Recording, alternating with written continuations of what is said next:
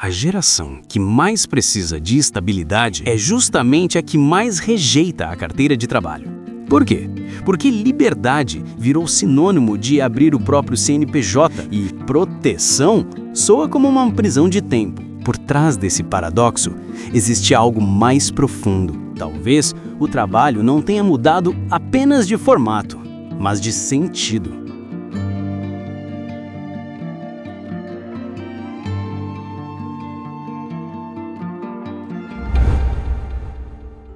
Em 1943, o Brasil estava tentando se reinventar. O país saía do campo e começava a se encher de fábricas, apitos e jornadas fixas. E foi nesse cenário que Getúlio Vargas criou a CLT, a Consolidação das Leis do Trabalho. Na prática, ela era mais que um conjunto de regras.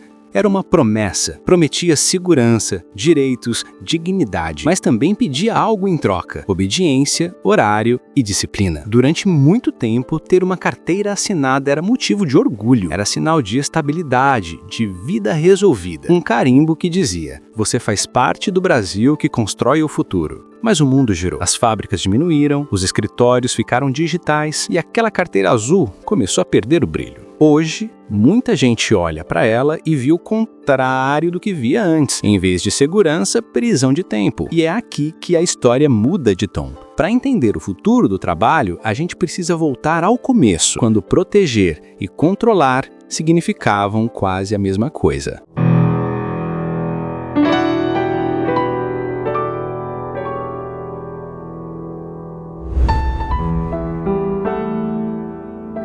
Quando a CLT nasceu, o Brasil precisava de mais que empregos. Precisava de ordem. Getúlio Vargas entendia o trabalho como um elo entre o cidadão e o Estado. Trabalhar com carteira assinada não era só ganhar salário, era fazer parte de um projeto de país. O Estado oferecia proteção, férias, salário fixo, a aposentadoria. E em troca, o trabalhador oferecia lealdade, rotina e silêncio. Essa era a moral do trabalho formal. Levantar cedo, cumprir horário, servir a empresa como quem serve a nação. A figura do bom empregado virou símbolo de respeito. Nas novelas, nos jornais, até na escola, ser assalariado era sinônimo de vencer na vida. Mas, com o tempo, a proteção virou também uma forma de controle. O mesmo carimbo que garantia direitos marcava quem estava dentro e quem estava fora do sistema. Empregadas domésticas, trabalhadores rurais, informais, por décadas ficaram invisíveis. O discurso da ordem escondia o fato de que nem todos cabiam na carteira. Hoje, a ironia é que o símbolo de segurança virou piada na internet. E a geração que mais precisa de estabilidade passou a enxergar na CLT um peso, não um privilégio. Afinal, se o trabalho formal nasceu para proteger, em que momento ele começou a nos prender?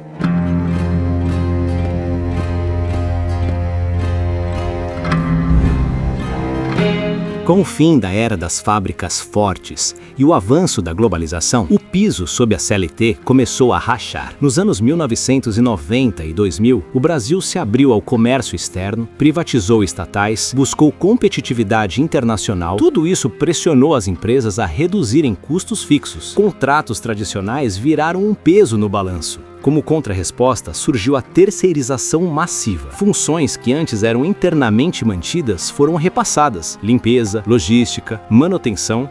O vínculo direto com muitas atividades se diluiu. Mas o ponto de virada aconteceu em 2017, com a reforma trabalhista. Entre mudanças relevantes estava a valorização do negociado sobre o legislado, ou seja, acordo coletivo pode se sobrepor a leis trabalhistas, em algumas circunstâncias. Também ficou legal o contrato intermitente, no qual o trabalhador é convocado apenas em períodos pontuais, recebendo apenas pelas horas efetivamente prestadas. O contrato intermitente foi vendido como solução para formalizar o bico e reduzir o desemprego. Mas estudos do IPEA, Instituto de Pesquisa Econômica Aplicada, apontam que sua aplicação ainda gera insegurança, ausência de previsão clara de jornada, renda variável e risco de precarização deliberada. Hoje, alguns indicadores chocam pela discrepância. No segundo trimestre de 2025, a taxa de desemprego caiu para 5,8%, recorde da série histórica do IBGE. Mesmo assim, a informalidade segue alta. 37,8% da população ocupada trabalhou sem carteira ou de modo informal, equivalente a cerca de 38,7 milhões de pessoas. Ou seja, há trabalho, mas ele muitas vezes não vem com segurança. Além disso, no primeiro trimestre de 2025, quando a ocupação caiu em 1,335 milhão de pessoas, 85,9% dessa queda veio do setor informal. Isso tudo mostra um deslocamento. O chão da CLT cedeu não por falta de emprego, mas porque o emprego formal ficou caro demais ou inflexível demais. A CLT continua relevante, férias, 13º, FGTS, mas para muitas empresas o ônus pesa, e para muitos trabalhadores a flexibilidade virou instabilidade emocional, financeira e existencial. Então, esse novo chão parece mais um trampolim instável, e já surge o antagonista invisível, o algoritmo.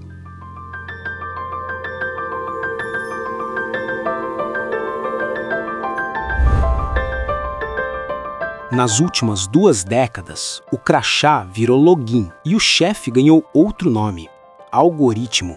O fenômeno da plataformização do trabalho, descrito por pesquisadores da USP e da OIT, transformou milhões de pessoas em prestadores sob demanda, motoristas, entregadores, designers, professores particulares, todos conectados por aplicativos que prometem autonomia. Mas essa liberdade tem um preço escondido. O aplicativo decide quem trabalha, quanto e por quanto. A tarifa muda a cada minuto, conforme a demanda. E se a nota do usuário cai, o trabalhador pode ser bloqueado sem aviso. Em 2024, um estudo do Diese revelou que 81% dos entregadores de apps no Brasil dependem dessa renda como principal fonte de sustento, não como complemento. A média de jornada ultrapassa 9 horas por dia e quase metade não contribui para o INSS. A promessa era simples: você é seu próprio chefe. Mas na prática, o chefe é um código que observa tudo: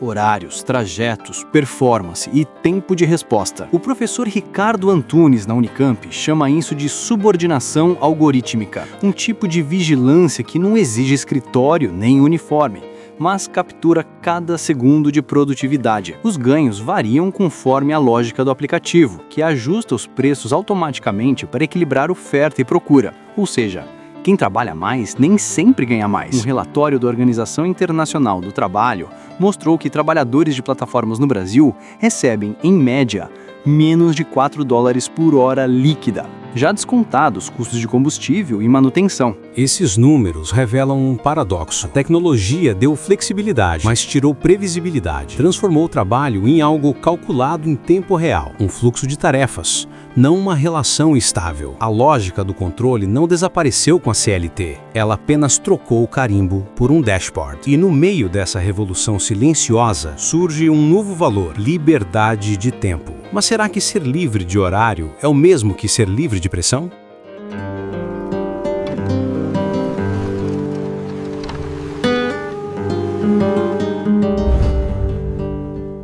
Durante décadas, o sucesso era medido em estabilidade, ter um emprego fixo, um salário garantido, um crachá pendurado no pescoço. Hoje, o símbolo mudou. Cada vez mais gente sonha em controlar o próprio tempo, trabalhar de onde quiser, com o que quiser e na hora que quiser. Segundo pesquisa da Deloitte, 56% dos jovens brasileiros da geração Z afirmam preferir trabalhar por conta própria em vez de ter um emprego formal, e 63% dizem que o principal motivo não é dinheiro, mas autonomia. Mas essa liberdade tem camadas. A explosão de MEIs, microempreendedores individuais, mostra como o Brasil institucionalizou o autônomo precário. Segundo o IBGE, já são 15,3 milhões de registros ativos de MEIs, um recorde histórico. Para muitos, abrir um CNPJ é uma forma de sobreviver no mercado que exige flexibilidade, não necessariamente uma escolha de vocação. E, no entanto, nas redes sociais, essa busca pela liberdade virou um sinal de status. Trabalhe de onde quiser, seja seu próprio chefe. Frases que soam como independência, mas às vezes escondem ansiedade, sobrecarga e ausência de pausas reais. O relatório Gallup de Engajamento Global de 2024 mostrou que 62% dos trabalhadores brasileiros afirmam sentir-se emocionalmente exaustos. Mesmo fora do modelo tradicional, o ideal de autonomia total se mistura a uma nova forma de pressão, a de ser produtivo o tempo todo. A socióloga Byung-Chul Han chama isso de autoexploração, quando o sujeito acredita ser livre, mas é ele mesmo quem cobra desempenho sem parar. Talvez a juventude não esteja rejeitando o trabalho, esteja rejeitando o formato que não cabe mais no mundo digital. O sentido de liberdade mudou. Hoje, ter tempo livre é um privilégio maior que ter carteira assinada. Mas essa liberdade tem um custo emocional. Quando tudo vira escolha individual, o que acontece com o sentido coletivo do trabalho?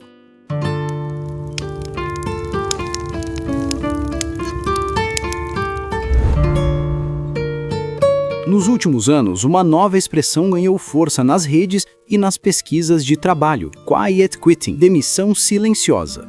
Não é deixar o emprego, é deixar de se envolver, fazer o necessário e nada além disso. Um relatório de 2024 da Gallup mostra que o engajamento global no trabalho está em queda. Apenas 23% das pessoas dizem se sentir realmente envolvidas no que fazem. No Brasil, o número é parecido e 62% relatam sintomas de esgotamento emocional.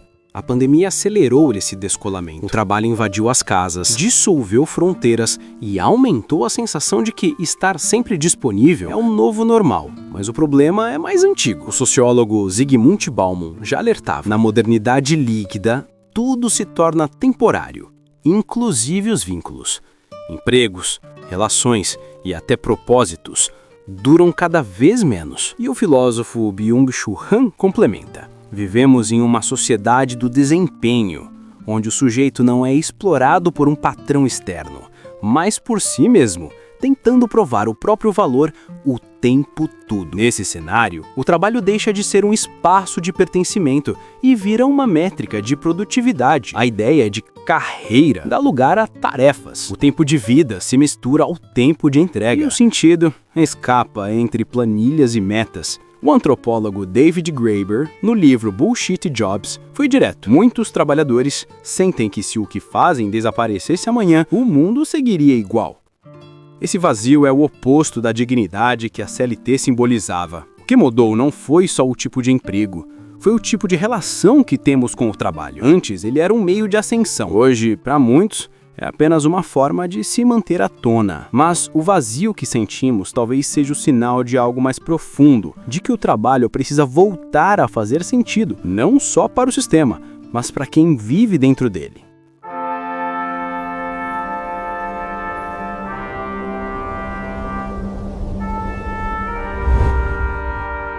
Entre o passado da CLT e o presente dos aplicativos, existem duas verdades que precisam ser ditas ao mesmo tempo. A primeira: a CLT ainda é essencial. Ela garante direitos que nenhum aplicativo entrega: férias, 13º, FGTS, licença médica, aposentadoria. Essas proteções formam o que economistas chamam de rede de segurança social. Segundo dados do IPEA de 2025, trabalhadores com vínculo formal têm, em média, 60% mais estabilidade de renda e 2 vezes menos risco de endividamento do que os autônomos. Mas existe a segunda verdade: as plataformas digitais também trouxeram oportunidades reais. Milhões de pessoas que estavam fora do mercado voltaram a ter renda. Um relatório da OIT de 2024 estima que mais de 1,5 milhão de brasileiros obtêm sua principal fonte de renda por meio de aplicativos. Para parte deles, principalmente jovens e mulheres, esse modelo significou reentrada econômica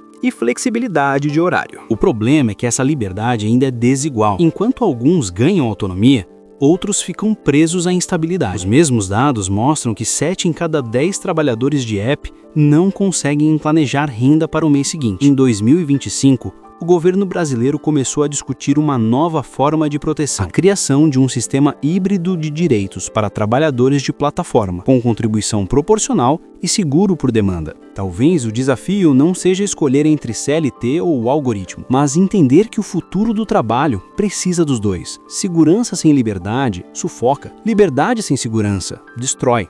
O novo pacto do trabalho terá que equilibrar as duas forças, a proteção que nos sustenta e a autonomia que nos inspira. E, no fundo, é disso que tudo se trata, de reconstruir o sentido coletivo do que é trabalhar.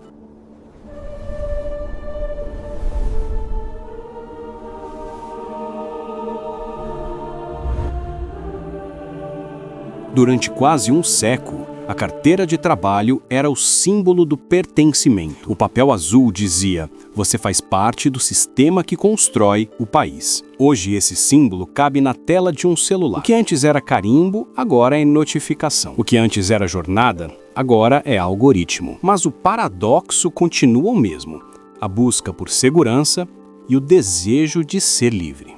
A CLT nasceu para proteger o corpo do trabalhador, os aplicativos para liberar seu tempo. E talvez o futuro precise unir as duas promessas: proteger e libertar ao mesmo tempo. A carteira não sumiu, só mudou de forma. Hoje, ela vive no código, na tela e nas escolhas que fazemos todos os dias. E o verdadeiro desafio não é escolher entre passado e futuro, mas entender o que é um trabalho justo num mundo que muda tão depressa. Então eu te pergunto, qual seria o pacto justo do trabalho em 2025? O que a gente quer preservar e o que precisa reinventar?